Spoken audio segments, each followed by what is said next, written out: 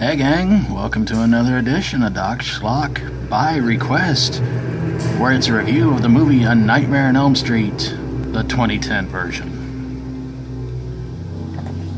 Our little movie, or remake, or piece of crap, whatever you want to call it, starts off with a girl named Chris who's going to meet her boyfriend Dan at a diner.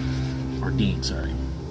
Dean falls asleep, Freddy Krueger appears and makes Dean spread his own butter on his own toast.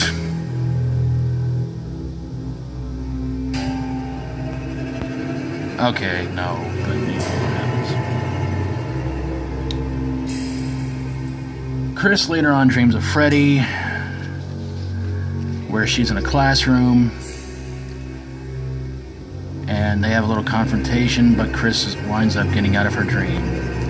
Until later that night, to where Chris's ex, Jesse, comes over to stay with her. And just pretty much like in the original, Chris meets up with Freddy again, and she doesn't make it. Jesse runs to Nancy's house, tells her about what happened. Then afterwards, Jesse takes off, gets caught by the police, gets taken to jail. And then it looks like he's going to be released, but it turns out it's all a dream, and Freddy gets him in his dreams. And I don't know how on earth they could explain that he died in his sleep, because that makes no sense. So Nancy starts doing some investigating on Freddy Krueger and starts to try to remember and try to figure out why on earth her and her friends can't remember when they were kids, being in school together. And it's all explained that Freddy Krueger used to take them to his shack, and they would sit and watch Sesame Street and Muppet Babies together, and then they would go home. Well, apparently the parents didn't like that, because obviously they thought Muppet Babies was an overrated TV show, and not very educational. So they burned down his shack, and Freddy swears revenge on the children of Elm Street because they turned him in. Okay.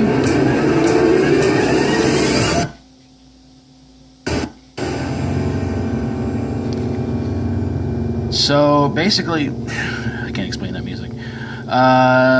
So Nancy and Quentin,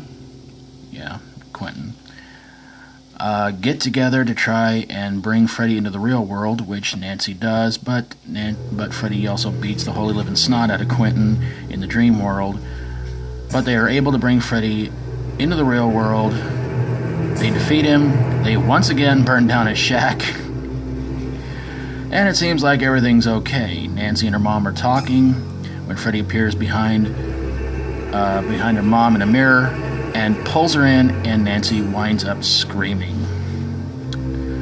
The movie doesn't star Robert Englund or Heather Langenkamp or Johnny Depp. Oh, and by the way, this request comes to us from fellow YouTubers Skinslip, You and Your Horror Movies, and Chris FAUCETT. Sorry I didn't mention that before, but honestly, the big question is, why did this movie suck? I will say this much.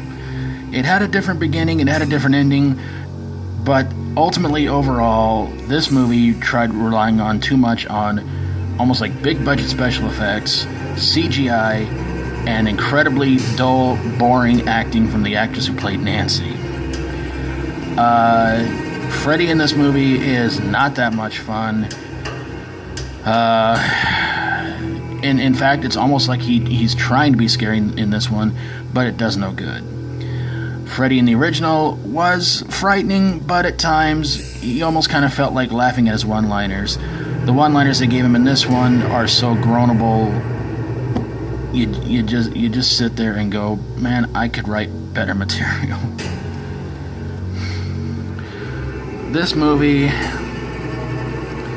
when there was word about it getting out, I read a lot of people's comments, and they said that there was no way they wanted to see this one.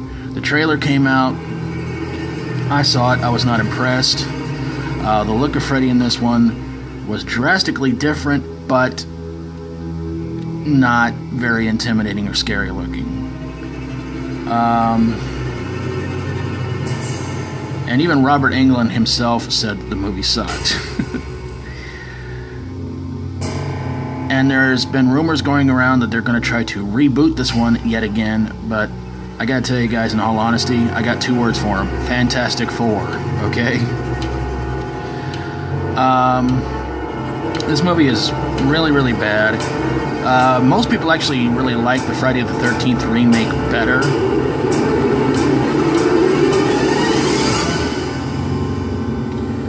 But this one, it made a lot of money at the box office, but it just wasn't as good as the original. But whatever you think about it, let me know in the comments below. Love to hear from you guys.